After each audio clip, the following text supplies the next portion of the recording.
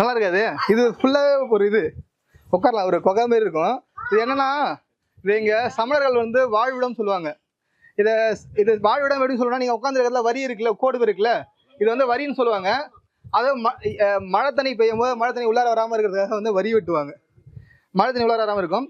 இந்த சமணர்கள் வந்து பார்த்தீங்கன்னா வந்து 2000 ஆண்டுகளுக்கு முன்பே தமிழக நிலப்பரப்பில் வந்து பரவி அவங்களுடைய சமயத்தை வந்து பரப்புறதுக்காக வந்தாங்க. அவங்க வந்து தங்கறது பெரும்பாலும் வந்து இது மாதிரி இயற்கையாக அமைஞ்ச குகையில தான் தங்குவாங்க. அவங்க முக்கியமாக 3 விஷயங்களை செய்வாங்க.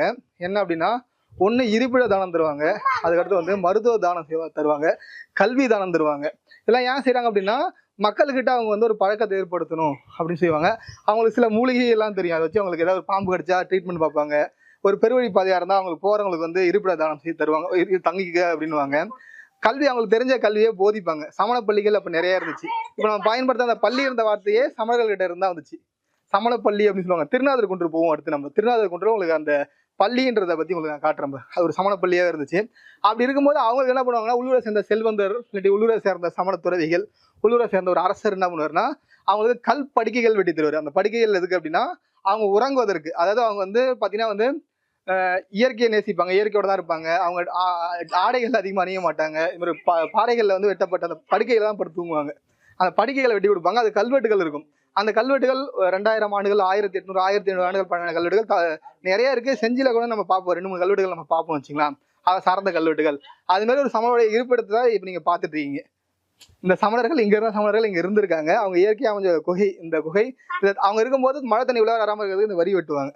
இங்க சமணருடைய ஆதிக்கம் அதிகமா இருந்தால்தான் பின்னாடி மகேந்திரவர்ம பல்லவன் வந்து ஒரு குடரையை கொட்டினா போது அவங்களோட இருப்பிடத்துக்கு கீழேயே வந்து குடரையை குடையிறாரு. இந்த குடையும் போது அந்த சமணர்கள் இங்க இருந்து மைக்ரேட் ஆவாங்கல்ல, அதுக்காக இது வந்து நல்லா இருக்கும். இது செஞ்சு வந்து அவங்க ஏன் பொதுவாக வந்து இந்த சமணர்களை பற்றி பேசும்போது 2000 ஆண்டுகளுக்கு முன்னும் மதுரை பக்கத்தில் வந்து சமணர்களுடைய, அதாவது அந்த அங்கே நிறைய இருப்பாங்க.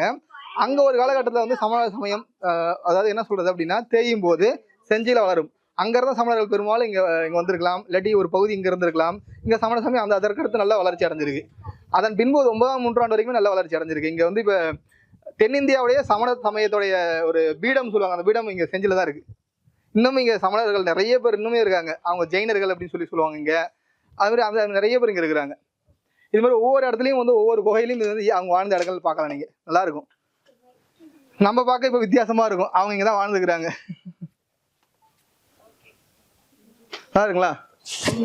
நீங்க போறதா கொஞ்ச தூரம் போல இருக்காது. குகை இருக்கு தாண்டி இன்னும் கொஞ்சம் அடுத்து ஒரு பாறை இருக்கு. அதுலயும் நாங்க போவோம்.